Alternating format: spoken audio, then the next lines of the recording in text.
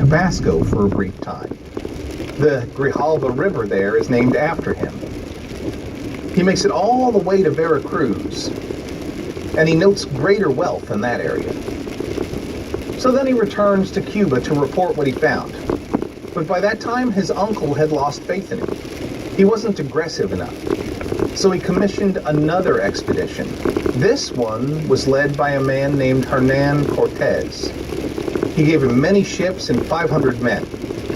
So Cortez leaves for Cozumel late in 1518. Cortez lands on the island, and he immediately burns the town on the north end. There, he erects a Christian cross in the ashes.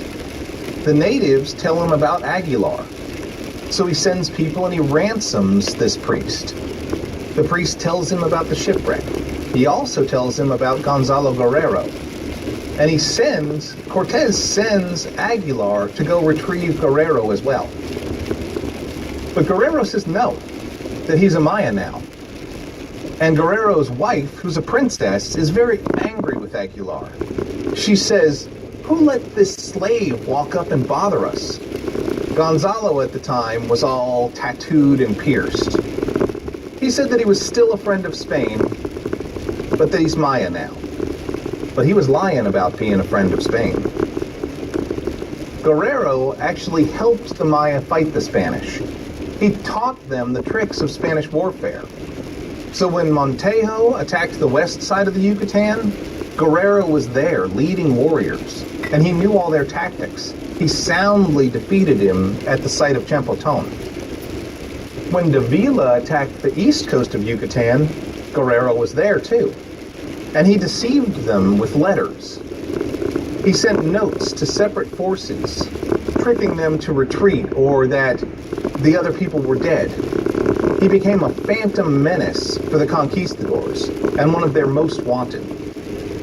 He lived for 25 years as a Maya war captain. He led 50 canoes to Honduras in 1536 to join a fight against Pedro de Alvarado. But he lost. His body was found dead among Maya bodies, all tattooed, and at that time he had gray hair.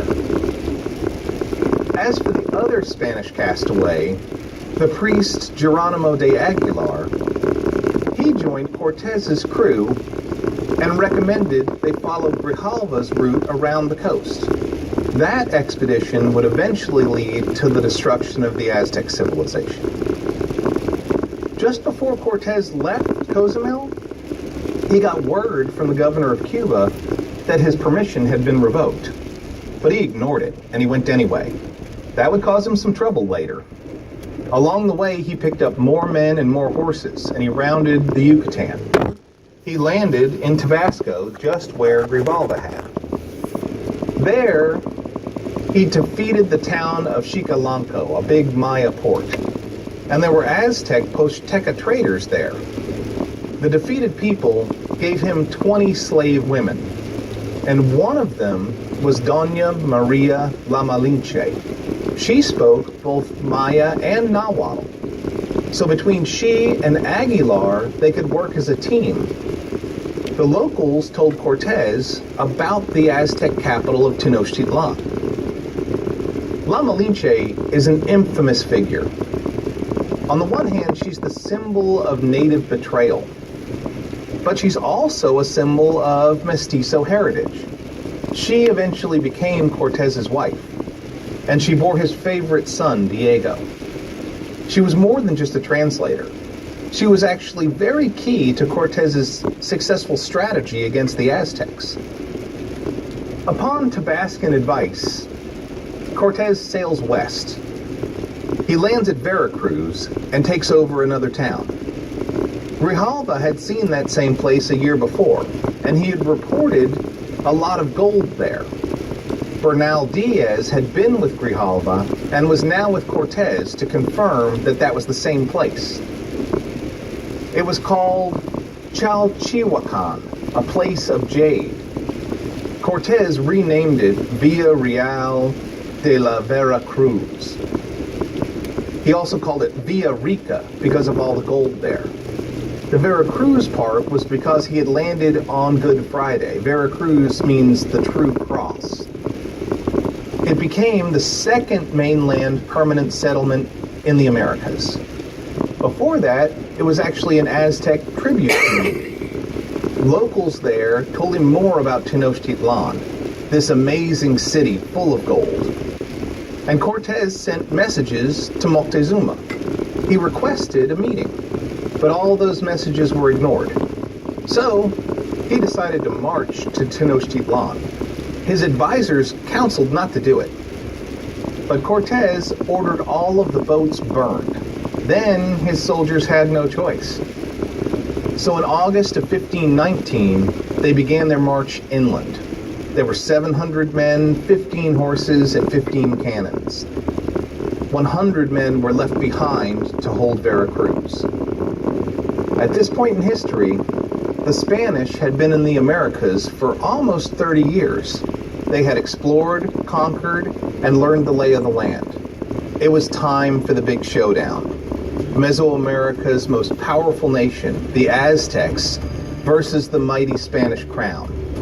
In our next lecture, we'll discuss that fateful clash of cultures.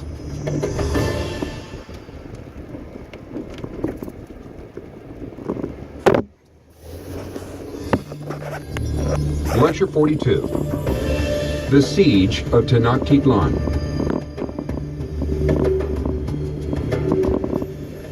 Arguably, the defeat of the Aztecs at Tenochtitlan at the hands of the Spanish conquistadors was one of the greatest military victories in all of world history.